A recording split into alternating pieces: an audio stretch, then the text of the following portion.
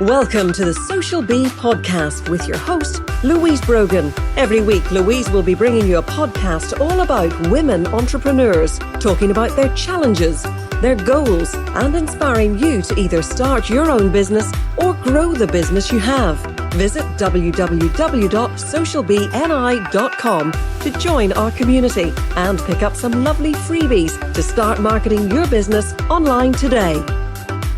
Hello and welcome to today's episode of the Social Bee podcast. So today I have with me Debbie Dooodah, and if you attended my online summit last year, Raising Your Visibility Online, you will remember Debbie. How could you forget her? She's amazing. So Debbie, welcome to the podcast today. Hi Louise, thank you for asking me to come along. I'm delighted to have you. So Debbie, you and I met through an online community, and we were in a mastermind together, which for me was so beneficial because you have so many fantastic ideas in your business that really helped me look at ideas in my business. And one of those things was your monthly meetups with the Blue Stockings Society. And that's what I wanted to have a chat with you about today. So first of all, before we go into that, do you want to introduce yourself and your business to everybody who's listening? Yeah, sure. Hello, all the listeners. My surname is Clark, not Dooodah.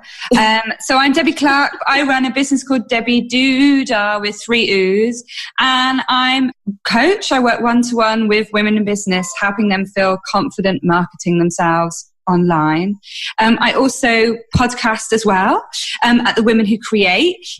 So, after you've listened to this, you can pop over to iTunes and Spotify and come and find us over there. For the past 4 years, I've run the Blue Stockings Network, which we're going to be talking about today, which is kind of a group for female entrepreneurs and business women to kind of network and share advice and hints and tips. So that's kind of me. Yeah. Brilliant. Debbie, first of all, where did you get the name Blue Stockings from? Well, I'm not the sole owner of the Blue Stockings Network. There's 3 of us. There's me, there's a lovely lady called Jean Booth, and another lady called Beth Marriott. And the 3 of us had got together and sort of discussed trying to set up something different in the city of Nottingham where we live. And Beth had been listening to Radio 4, and they had a program about these ladies called the Blue Stockings, which I think were kind of the end of the 1800s, somewhere around there. And they were women, kind of feminists, a bit before their time, I suppose, who got together to discuss politics, literature, that type of thing, art, and kind of, just expand their minds and have a space without men where they could talk about the world. And she came to us and said, how about the Blue Stockings? And we thought that would be great. How fitting to these wonderful women who were kind of pushing the boundaries of voting and all that stuff. So we called it the Blue Stockings. So is your network not specifically about business then? Do you cover all of these other areas? I think, we do. People will put posts in about politics or a feminist thing that they saw. So it can kind of reach all areas. And one of the things we wanted to do was create a space where people could bring their business and their whole selves to the table. So people would talk about things like, caring for elderly relatives, or loneliness, or menopause, or periods, or kind of things that predominantly sit in women's laps and we have to deal with. Because my kind of feeling is that, we run businesses, but you can't divorce your home life or what's happening with your mental health from your business. It affects everything. Yeah, so absolutely. All sorts of things, like makeup. Why do we wear makeup? That's a common thread that seems to pop up quite a lot in the group. Is it good? Should we wear it? Blah, blah, blah, blah. I suppose anything goes, really. Anything goes. And how often do you meet monthly? Yes, we meet monthly. When we started 4 years ago, Beth had a space. It was in a shipping container. So she kind of didn't have a lot of space in her cafe.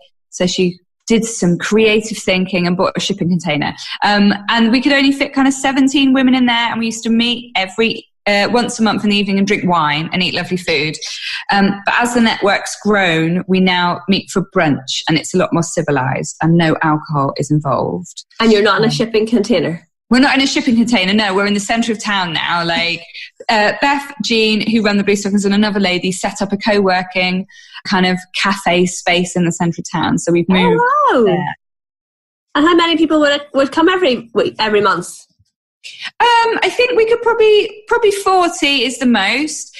Just before Christmas, we do like a bring and buy event, and we get tons of women come to that because it's not like a sit down event. But if we're sitting down, probably 35 to 40. That's fantastic. And if you have 35 to 40 women having brunch, how do you is it just everyone talks in little pockets, or do you have speakers, or what way does it work? So we meet for a couple of hours, and the first hour is kind of people introduce themselves, and then maybe we'll have a topic like time management, or I don't know, marketing, or how do you get more sales, and we'll kind of share good practice and examples of different ways that people have done that. Or sometimes we might have a speaker, like this month in October is going to be Mental Health Awareness Week. Yeah. So we've got a lecturer from a university coming to talk about mental health and that impacts you, and we've invited people from the group who help people with their mental health to come and share kind of meditation and things that they do. So it's almost like a space where you can come and go, this is a problem. Are other people dealing with this problem? Can we put our communal heads together? I think it's fantastic. It's very timely because today, after our call, I'm going to talk to a women's network group in Belfast, actually, about labour. So it'll be interesting. I might tell them, I will tell them about your Blue Stocking Society. But I think that sounds like a wonderful thing that I would like to go to, so I can see why it's so popular. Most of us have been employed at some point before this journey, and kind of you get used to having a team, and maybe you manage people or you have a manager that you can like kick ideas around with, and that's sometimes missing in the freelance landscape. So it's kind of gives you that really. We have kind of pulled across as well and started a thing called Wine O'Clock Wednesdays, where we just meet for wine. And those group of ladies were like really into the idea of kind of going abseiling together or paintballing, like these kind of away days that businesses have where you group buy something. And we were like, we could do stuff like that, like we could become a team and have an away day. So we're kind of building on the idea of what it is all the time and adding extra elements. So it's fun. No, that sounds fantastic. And then do you have an online group where people, do you have a Facebook group connected to it then? Yes. Yeah, and anybody can join that. There's loads of people that aren't just in Nottingham. You just have to search for the Blue Stockings Society and it will pop up. And then you get asked if you're a woman, and then you have to say yes, because I would say, several times a week I'm fielding American GIs in their 50s who want to join the Blue Stockings network. And it's quite funny because then you go and check out their profile and all their friends are like 20-year-old women. So you're like, no, you can't join us. But, it makes me laugh that they're always trying. That's funny. And they're all entrepreneurs really and business owners. Yeah, sure, exactly. Yeah, all at different stages. Like we have some people in there who are still working and are just thinking, maybe I would want to quit one day and I want to start a business, and they're in there to kind of be inspired. And we've got other people who've been doing it for kind of 15 years and are, really established and, so it's kind of everybody in between really. It's great. Yeah, no, I like it. And it's interesting. It's 4 years old. So when I talk to people about, for example, if someone's trying to set up a community online or a Facebook group and they're like, well, how do you actually get these started? When you first started out and you had the shipping container, because I suppose if it was 3 of you, did you all just kind of reach out to your own contacts to bring people in? Yeah, it was a really kind of lean startup model.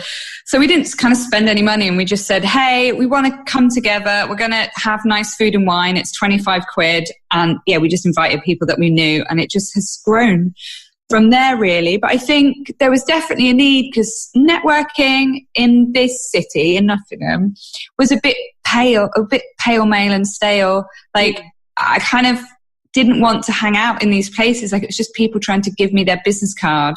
Yeah. But I didn't have a relationship with them. So I was like, why would I work with you? I don't even know who you are. Like we've literally just met and you're like, here's my business card. So I wanted to create something that would create genuine relationships first. And if that turned into collaborations and work, then that's all well and good. But that's not kind of the primary aim, really. It's about, being interested in people and interested in your community. So I like the fact that you charge properly for it. So it's £25. It's not a profit exercise, but at the same time, people are going to pay £25. They're going to want to go. Yeah, well, now it's brunch, it's cheaper because there's no wine. So I think it's like 15 to 17 quid maybe with the Eventbrite fees. But yeah, I did run another network called First Tuesday that I kind of got given when I first started working for myself 5 years ago. Mm-hmm. And people didn't pay for that. And I put a lot of effort into doing it. And I kind of got to this mindset, where people would never pay. But people were telling me, we get so much value out of it. I've got this contract out of the people that we met and I'm doing this thing. And I ended up feeling like a bit pissed off with it all. And then one day just went, right, you've got to pay a £5 to get through the door. And everybody just paid the £5. And I thought, why didn't I do this 3 years ago? Yeah. There was that moment of like, why have I been doing all this for free? Like, people are happy to pay for something if they've got the value, but I never asked, so they never paid, and nobody quibbled. And it was just a real learning thing for me, is you feel like you need to give value, and part of that is giving stuff away for free. Mm-hmm. But you don't want to burn yourself out. You don't want to be supporting other people's businesses to grow, and you're there stressed, running around trying to write a PowerPoint at the last minute and driving into the centre of town in rush hour. And, then I was like, oh, God, loads of people are coming and they're giving me a £5. I've like made money, and it's cash. It's cash money. It's brilliant. Like, leaving a wad of notes in my wallet. So that was a massive thing. Even if you do a networking thing and you charge people £2, it's something that goes towards you not feeling like you're doing everything for free. Yes. And if people aren't going to pay money to grow their business, then like, come on. Because if you can't pay £2 or £15 or £100 or £1,000, if you're not going to invest in yourself, then you're not really going to grow your business. And I think people need to know that they are investable and that it's worth, paying stuff. No, absolutely. I'm going to have to edit that bit out, Debbie, because I don't want an explicit sticker on my... Oh, okay. I'm very sweary and I swear all the time. That's okay. I'll warn Chris, my editor. Okay, for sure. Okay. Back on it. No worries. So, are you still running the First Tuesdays? No, I gave them away because it was the primary thing for First Tuesdays were... social enterprises and charities, which when I first started my business, I was working with them a lot because that's where I came from. But as I've grown and my business has developed, that's not really my core audience anymore. So it seemed crazy to give up so much time to create a network that isn't my audience. That wasn't your audience, yeah. So in terms of the Blue Stockings, so do you get business as a result of hosting that? Yeah, definitely. And it's like really raised my profile in Nottingham. Everybody knows who I am. You just get kudos, I think, because people are like, that's that lady who started the thing, and even people, I met a lady yesterday who lives in Kent and she was like, oh, you're that Blue Stockings lady. Yeah. Like totally out of the city, and she's joined. So it's a really great way of kind of connecting with people.